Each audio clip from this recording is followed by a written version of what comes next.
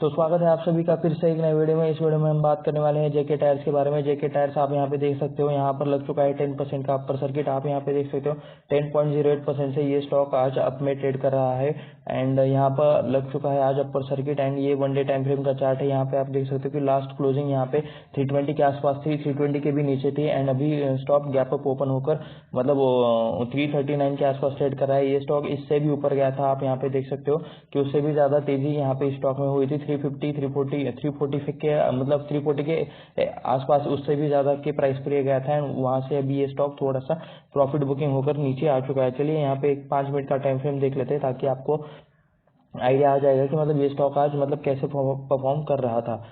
तो मतलब रिजल्ट आए हैं कंपनी के कल, तो इसी वजह से इस स्टॉक में आज यहाँ पे तेजी देखने को मिली है। तो हम वो रिजल्ट भी चेक करने वाले हैं कि मतलब क्या लेवल पर थे। 320 यानी कि 310 के आसपास कहीं पर तो स्टॉक रहा होगा एंड उसके बाद गैप अप ओपन हुआ डायरेक्ट 360 350 के आसपास कहीं पर तो ओपन हुआ एंड उसके बाद यहाँ पे आ रही है थोड़ी सी प्रॉफिट बुकिंग। तो ये आप यहाँ पे देख सकते हो। इसे चलिए इसका लॉन्ग टर्म का चार्ट देख लेते हैं हम। 1 डे का टाइम फ्रेम का चार्ट तो हम ऑलरेडी देख चुके हैं। एक महीने के टाइम फ्रेम के चार्ट पर हम देखेंगे कि मतलब ये स्टॉक का ऑल टाइम परफॉर्मेंस कैसा है। तो आप यहाँ पे देख सकते हो, थोड़ा सा मैं इसे और जूम आउट कर लेता हूँ। तो 2008 से मुझे यहाँ पे डेटा देखने को मिल रहा है।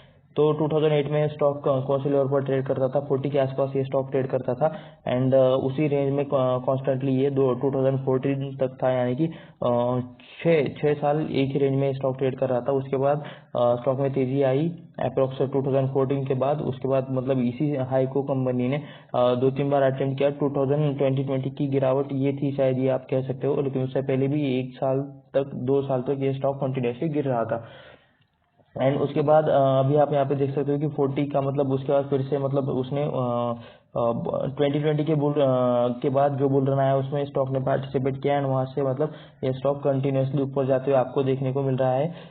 लास्ट टाइम से मतलब ये स्टॉक कांस्टेंट लास्ट 3-4 महीने से ये स्टॉक ऊपर ही जाते हुए आपको यहाँ पे मिल रहा है। आप यहाँ पे देख सकते हो यहाँ से यहाँ तक की मतलब तेजी जो है वो बहुत ज्यादा हो सकती है। ये शायद मतलब लास्ट के 5 सालों की तेजी में हम ये देख सकते हैं कि मतलब ये कितना परसेंट करेगा। तो ये भी हम देखेंगे। बाय द वे किसी भी तरह का रिकमेंडेशन नहीं है कि बाय करो सेल करो, ऐसा कुछ भी नहीं है।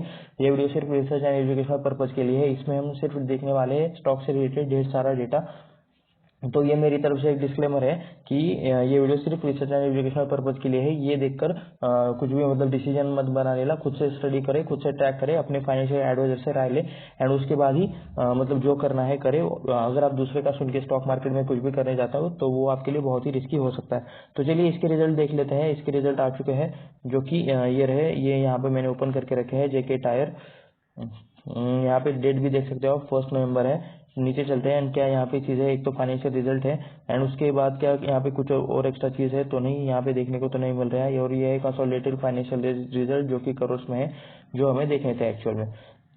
तो स्टार्ट कर लेते हैं। टोटल इनकम कितना है, 3905 करोड़ का यहाँ पे टोटल इनकम है, जो लास्ट टाइम था 3726 एंड उससे पहले के लास्ट ईयर के क्वार्टर में था ये 3764। तो 3700 का हो चुका है 3900, 3700 का हो चुका है 3900। तो आप यहाँ पे देख सकते हो कि अच्छी खासी मतलब यहाँ पे लास्ट क्वार्टर के मुकाबले एंड लास्ट ईयर के क्वार्टर के मुकाबले एक ग्रोथ देखने को मिल रही है एंड दोनों की ग्रोथ मतलब लगभग सेम है अप्रोक्स, आप यहाँ पे ऐसा कह सकते हो।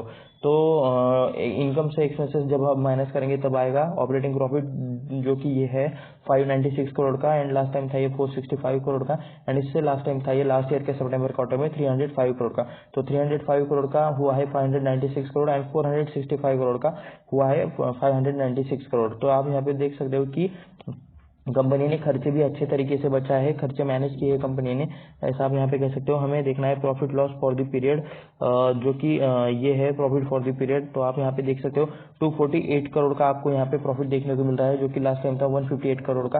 तो 100 करोड़ का 100 या फिर 90 करोड़ का यहाँ पे ग्रोथ हुआ है लास्ट क्वार्टर के मुकाबले। तो ये एक अच्छे नंबर से ऐसा आप यहाँ पे कह सकते हो एंड लास्ट ईयर के मुकाबले तो काफी अच्छी ग्रोथ है। 5x यहाँ पे प्रॉफिट हो चुका है लास्ट ईयर के मुकाबले।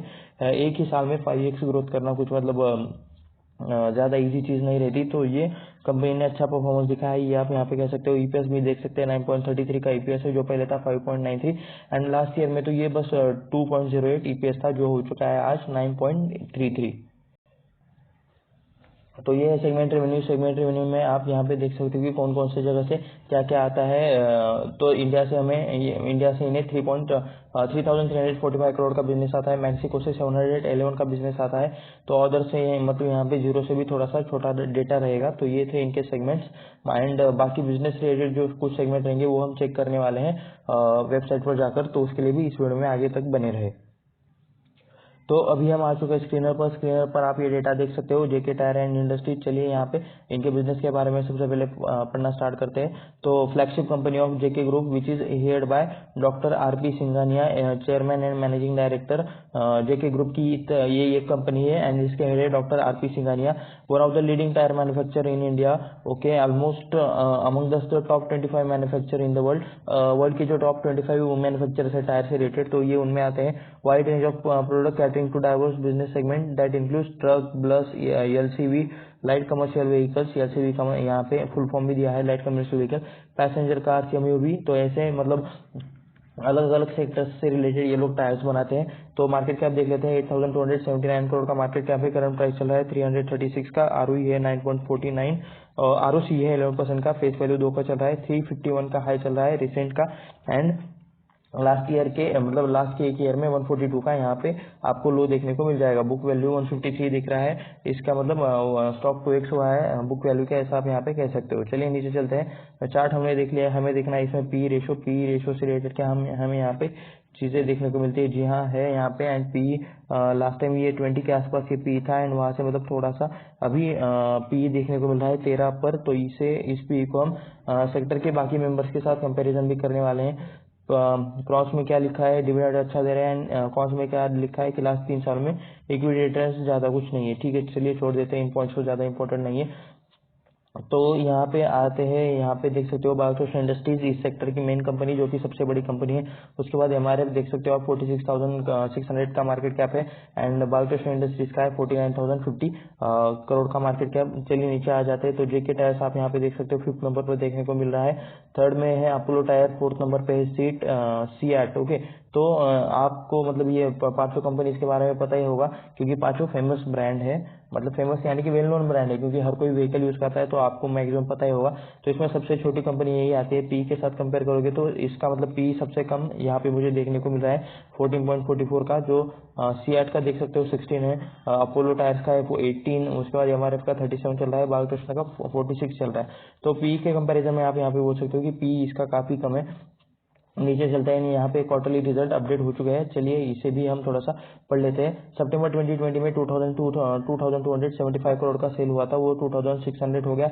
उसके बाद 3,000 की रेंज, 3,600 एंड अभी ये चल रहा है 3,800।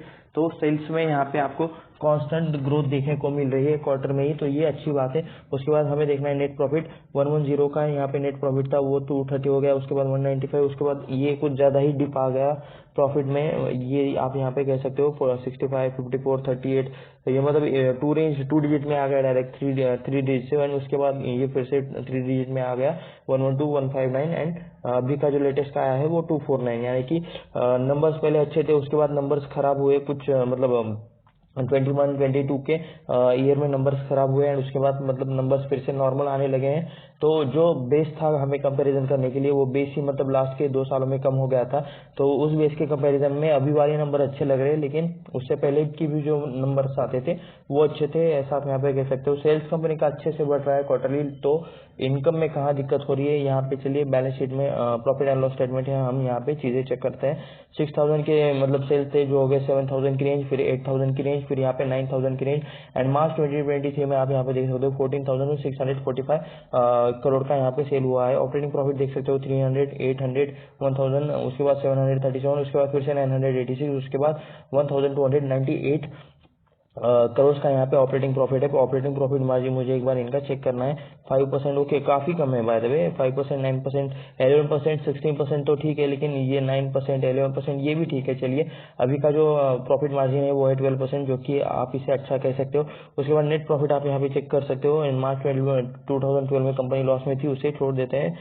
203 करोड़, 263 करोड़, 330 करोड़, 467, उसके बाद 63 करोड़ 2028 में इन्होंने डिप दिखाया। उसके बाद 141, 331, 201, 263 करोड़। तो आप यहाँ पे देख सकते हो कि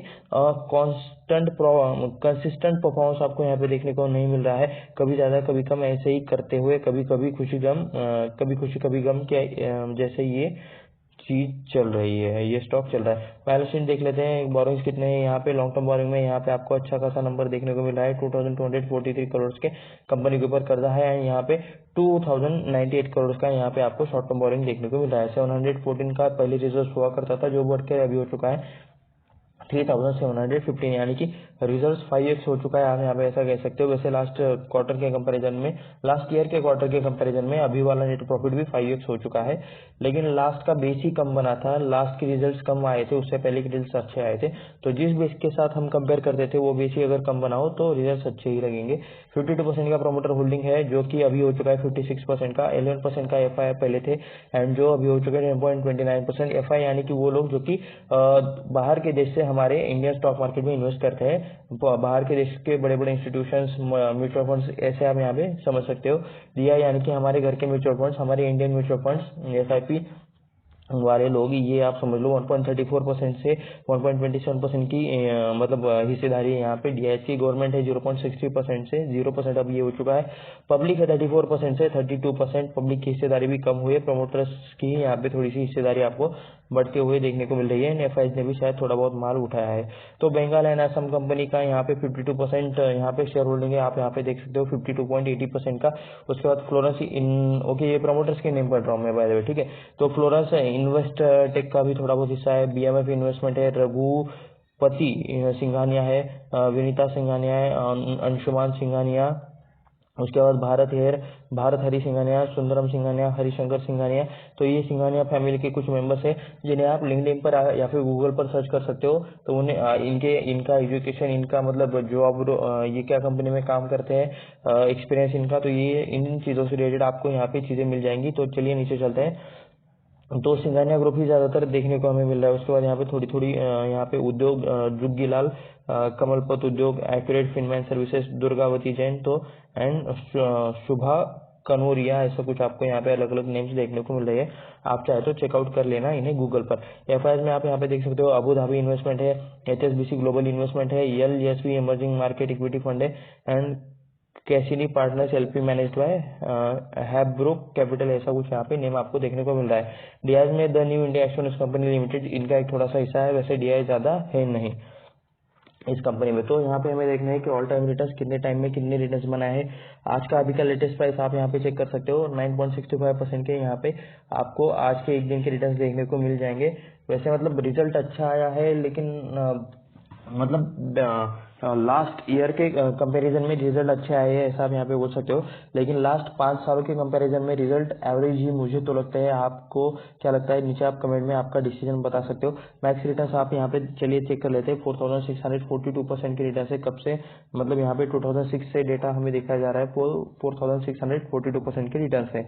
एंड उसके बाद 5 सालों का चार्ट एक बार देख लेते हैं। 5 सालों में ये स्टॉक जाता भागा है, 209% के यहाँ पे आपको रिटर्न देखने को मिल जाएंगे 5 सालों में। एंड उसके बाद एक साल में कितने हैं, एक साल ओके क्लिक नहीं हुआ। एक साल में 95% की रिटर्न है, इस ईयर के स्टार्टिंग से 81% की रिटर्न है, 6 महीने में 86% की रिटर्न है, एक महीने में 21%, 5 दिनों में है 12% की रिटर्न, एंड एक दिन में है यहाँ पे 9.61% के रिटर्न आपको यहाँ पे देखने को मिल रहे हैं एक दिन के। एंड उसके बाद चलिए हमने यहाँ पे वेबसाइट खोल के रखी है, यहाँ पे है ये आप अलग अलग चीजें यहाँ पे चेक कर सकते हो। ये है website JK tyre related, corporate से रिलेटेड चीजें। ओके, टायर्स पर क्लिक करने के बाद आप यहाँ पे देख सकते हो पैसेंजर कार टायर, यानी कि ये पैसेंजर कार टायर है, मोटरसाइकिल स्कूटर के tyre, commercial tyres, farm tyres, off the road tyres, 3 wheeler tyres and retreaded. तो इसमें से मुझे चेक करना है कमर्शियल टायर्स में ये लोग क्या करते हैं, एक बार इस पर क्लिक कर लेते हैं। तो ट्रक, यहाँ पे आप देख सकते हो ट्रक, बस, बायस टायर्स, ट्रक, बस, radial tyres, LCV tyres, SVCV tyres, SCV tyres. तो यहाँ पे चीजें लिखी है। मैं यहाँ पे ट्रक, बस, बायस टायर्स पर एक बार क्लिक कर लेता हूँ, देखते हैं क्या रिजल्ट आते हैं। तो ये लोड हो रहा है बाय द वे, वेट करते हैं। वेबसाइट इनकी ज्यादा कुछ मतलब फ्रेंडली मुझे तो दिखाई नहीं दे रही है। ओके, तो जो मैंने क्लिक किया था वो ओपन हो चुका है एंड ठीक है, वेबसाइट मतलब ओवरऑल ठीक है, आप यहाँ पे ऐसा कह सकते हो।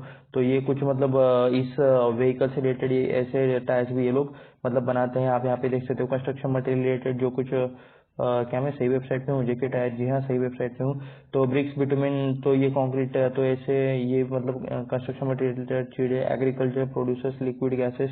तो मतलब ये जो कुछ भी ये ऐसे कम व्हीकल्स के लिए टायर्स रखते हैं। जैसे आप ये देख सकते हो, ये कोई नॉर्मल व्हीकल तो नहीं रहेगा, मतलब बड़े बड़े चीजें, बड़े बड़े मशीन के पार्ट्स यहाँ पे इन्हें डिलीवर करने रहते हैं। तो यहाँ पे मतलब अलग अलग तरह के व्हीकल्स रहते हैं, तो आप यहाँ पे ये चीजें देख सकते हो।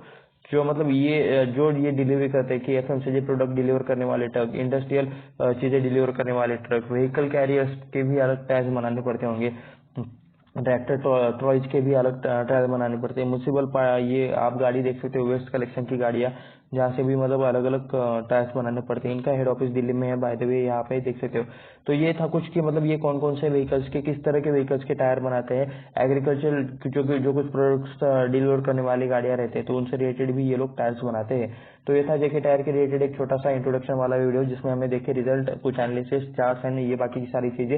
ये किसी भी तरह का रिकमेंडेशन नहीं कि इसमें बाय करो सेल करो, ऐसा कुछ भी मत करो। अपने दिमाग से काम लो, खुद के फाइनेंशियल एडवाइजर से बात करो, खुद से स्टडी करो, खुद से रिसर्च करो, खुद के डिसीजन लो। आप अगर स्टॉक मार्केट में किसी और का सुनकर किसी भी स्टॉक में कुछ भी कर रहे हो, तो वो आप लॉन्ग टर्म के लिए नहीं टिकने वाले। तो मेरी तरफ से एक डिस्क्लेमर है कि ये वीडियो सिर्फ रिसर्च एंड एजुकेशनल पर्पज के लिए है। ऐसे और वीडियोस देखने के लिए सब्सक्राइब करो, अभी के अभी सब्सक्राइब करो। अगर ये वीडियो आपने पूरा देखा है तो ऐसे और वीडियोस देखने के लिए, डिटेल में एनालिसिस देखने के लिए सब्सक्राइब करो इस चैनल को। एंड नीचे डिस्क्रिप्शन अकाउंट में एक डिमैट अकाउंट का लिंक है, जहाँ पर मिनिमम ब्रोकरेज अमाउंट लगता है इन्वेस्टमेंट एंड ट्रेडिंग पर।